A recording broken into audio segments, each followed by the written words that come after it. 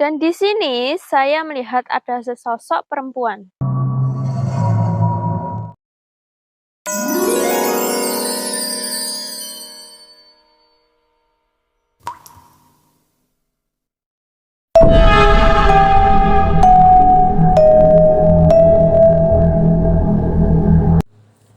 Assalamualaikum warahmatullahi wabarakatuh. Rahayu, rahayu, rahayu, sagung dumadi.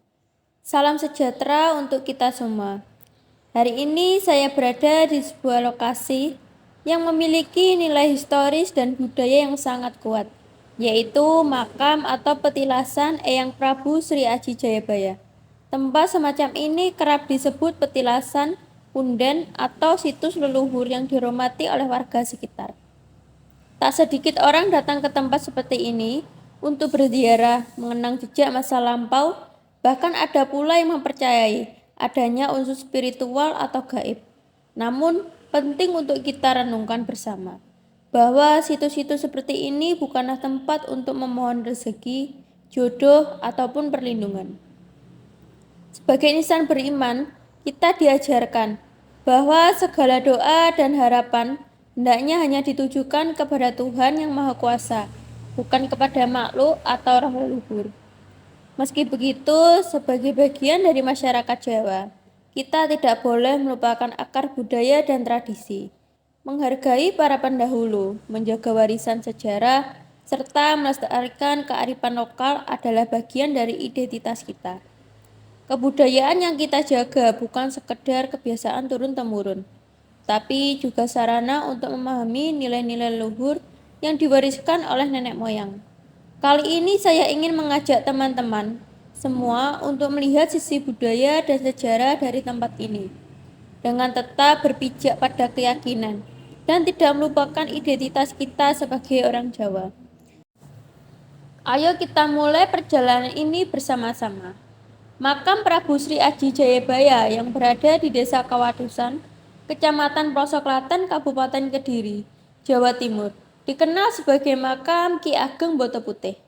Masyarakat setempat meyakini bahwa makam ini merupakan tempat peristirahatan terakhir dari Prabu Jayabaya, raja legendaris Kerajaan Kediri yang terkenal dengan ramalan-ramalannya. Menurut tradisi lokal, setelah turun tahta, Prabu Jayabaya tidak benar-benar moksa, menghilang secara spiritual di Desa Menang, Kecamatan Pagu, seperti yang diyakini secara umum. Sebaliknya, beliau melakukan namur laku, penyamaran, dan menetap di Desa Kawadusan dengan nama Ki Ageng Boto Putih. Di sana beliau hidup sebagai rakyat biasa dan akhirnya wafat, serta dimakamkan bersama keluarganya. Komplek makam ini diyakini juga menjadi tempat peristirahatan permaisuri beliau, Dewi Sora, serta putranya, Prabu Jaya Amijaya dan menantunya, Dewi Satami. Terdapat dua lokasi yang dikaitkan dengan Prabu Jayabaya di Kediri. Satu, petilasan di Desa Menang, Kecamatan Pagu, diyakini sebagai tempat moksa Prabu Jayabaya di mana beliau menghilang secara spiritual. Dua, makam di Desa Kawadusan, Kecamatan Pelosok Klaten, diyakini sebagai tempat peristirahatan terakhir Prabu Jayabaya setelah beliau menyamar sebagai Ki Ageng Boto Putih. Kedua lokasi ini mencerminkan bagaimana legenda Prabu Jayabaya hidup dan dihormati, dan budaya Jawa menunjukkan kedalaman spiritual dan penghormatan masyarakat terhadap sejarah dan leluhur mereka. Baik sahabat Sekar, cerita ini merupakan kisah singkat atau sejarah yang diyakini oleh masyarakat. Saya mencoba menelusurinya dari sisi spiritual. Apakah ada misteri yang tersembunyi di baliknya?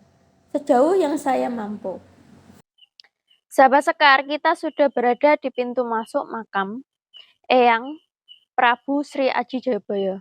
Mari kita masuk ke dalam untuk mendoakan beliau. Dan ada sosok apa saja sih yang ada di sini? Mari kita masuk ke dalam, sahabat Sekar.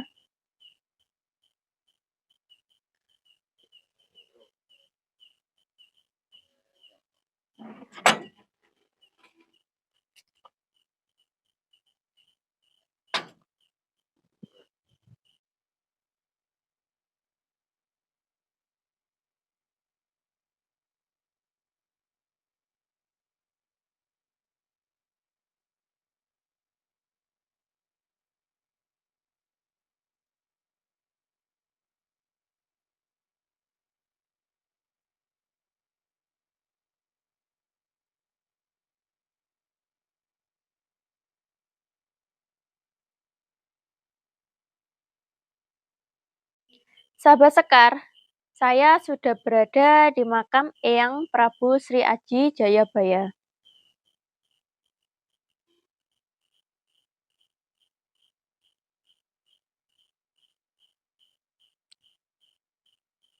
Di sini saya melihat ada seorang laki-laki. Beliau memakai jubah berwarna hitam bercampurkan emas. Juga ada logonya bintang untuk di bagian sini, bagian dada. Dan beliau memakai mahkota.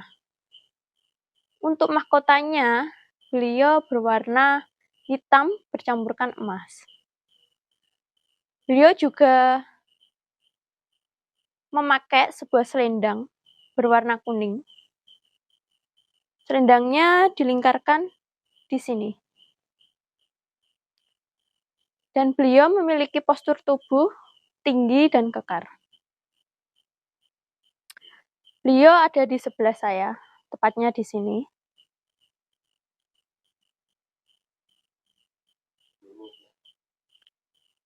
Dan beliau membawa sebuah tongkat.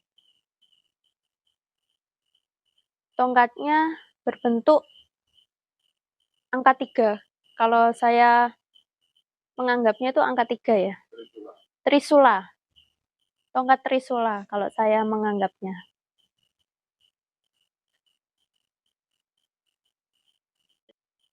Sahabat Sekar, di belakang makam Eyang Prabu Sri Aji Jayabaya, di sini terdapat sebuah beringin besar. Dan di bawah beringin terdapat sebuah makam yang bernamakan Eyang Putri Sri Tanjung. Dan saya melihat di sini ada sesosok perempuan. Beliau menggunakan pakaian berwarna kuning serta memakai gelang juga berwarna kuning, tepatnya di sini. Beliau juga memakai mahkota serta rambutnya digerai. Beliau berada di sini, sahabat Sekar. Menurut yang saya lihat, beliau adalah seorang ratu.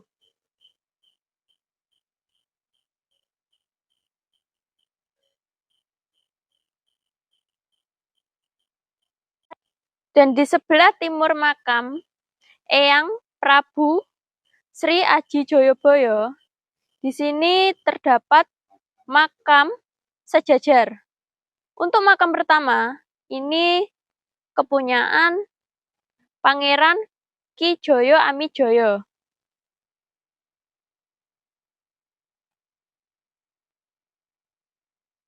Dan saya melihat ada sesosok laki-laki. Beliau menggunakan pakaian berwarna hitam, serta ada campuran emas untuk pinggirannya. Untuk bagian dadanya ada logo bintang, berwarna emas juga. Untuk bawahan, beliau memakai wiru, berwarna coklat. Serta beliau membawa sebuah tongkat.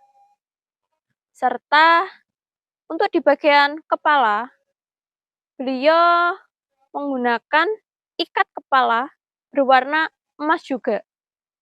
Beliau ada di sebelah saya.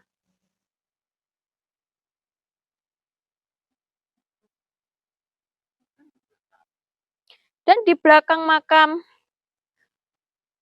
Pangeran Ki Joyo Amijoyo terdapat sebuah makam Putri Dewi Santami. Di sini letaknya.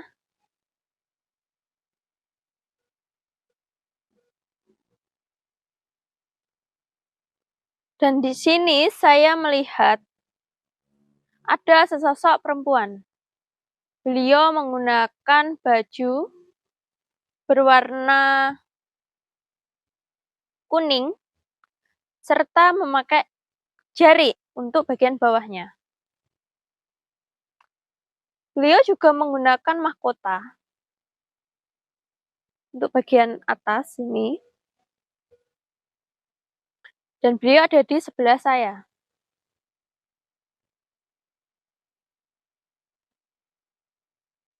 Di sebelah utara makam Eyang Prabu Sri Aji Joyoboyo, sahabat sekar, di sini terdapat 3 makam. Untuk pertama, ini makam Rahyang Wangking. Dan di sebelah ini Dewi Toro serta Putri Tari.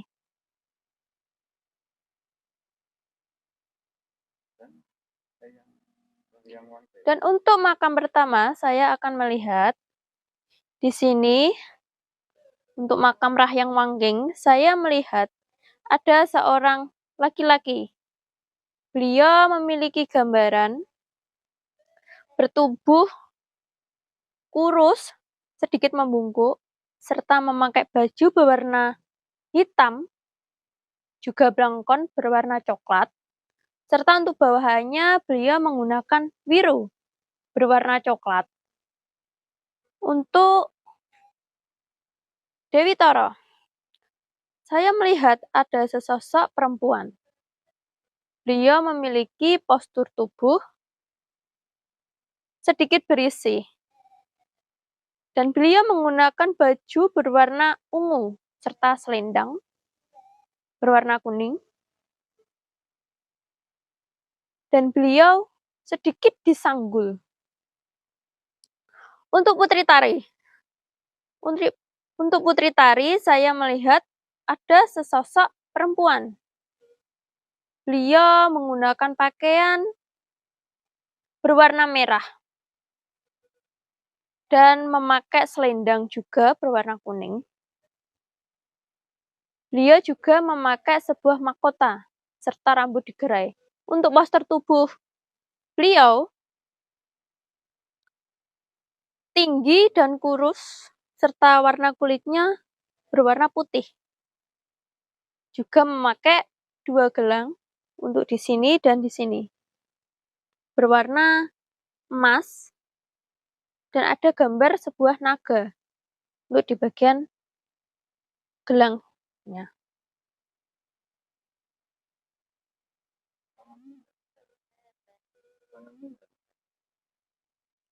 Sahabat sekar, saya sudah berada di makam Eyang Rahyang Tumbal.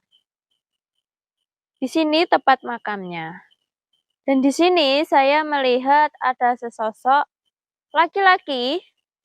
Beliau memiliki gambaran tubuhnya berisi serta memakai baju adat Jawa berwarna hitam dan juga memakai wiru atau jari berwarna coklat, dan di jari itu ada batiknya.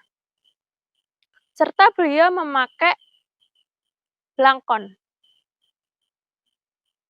Di sini sesosok beliau di sebelah saya. Dan di belakang makam beliau, saya melihat ada sesosok laki-laki juga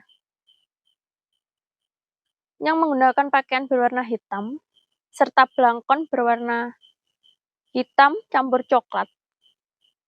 Beliau membawa sebuah tongkat. Di sini letaknya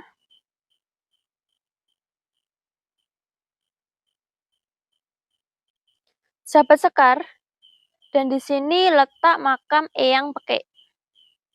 Di sini saya melihat ada seorang laki-laki. Beliau memiliki postur tubuh yang tinggi, kurus, serta beliau menggunakan jubah. Jubahnya berwarna hitam dan ada garis-garisnya berwarna kuning sampai ke bawah. Beliau menggunakan mahkota. Posisi beliau ada di depan saya, sahabat sekar.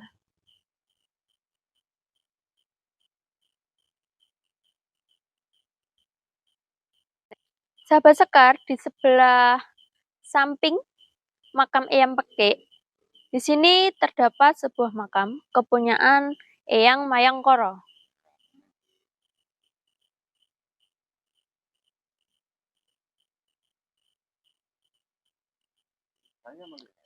Saya melihat ada sesosok laki-laki. Beliau berisi juga untuk postur tubuhnya, dan beliau menggunakan jubah. Jubah tersebut berwarna coklat kehitaman, dan ada kancing sampai ke bawah, sampai sini.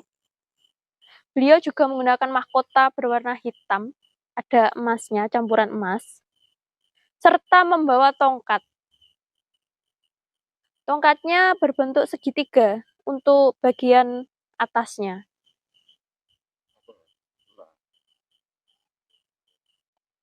Sahabat Sekar, di sini letak makam Eyang Nini Rukem.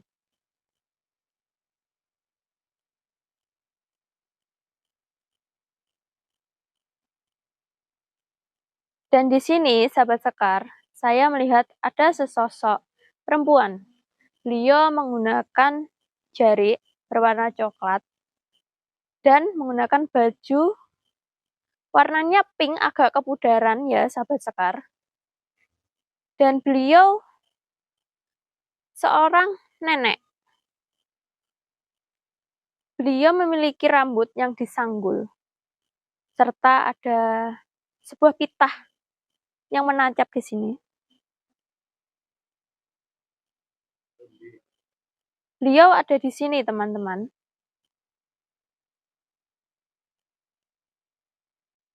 Sahabat Sekar, untuk bagian di sebelah utara, paling utara, terdapat makam untuk Putri Dewi Sorowati.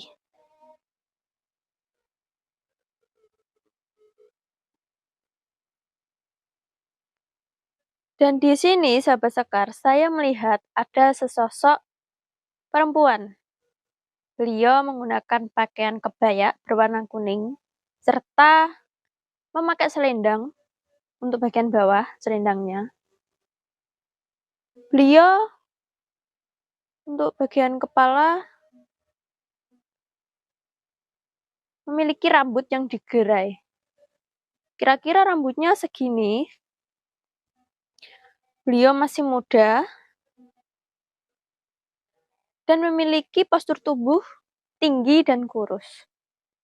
Di sini beliau ada di sebelah samping saya.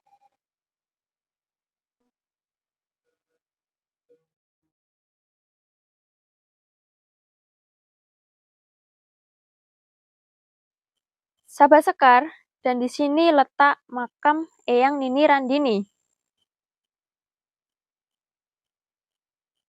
Di sini saya melihat ada sesosok nenek. Beliau memiliki gambaran berpakaian berwarna hitam. Ada sedikit hiasan berwarna kuning untuk bagian sini. Dan beliau menggunakan untuk bawahannya jarik berwarna coklat lebih tua. Serta beliau memiliki rambut yang disanggul.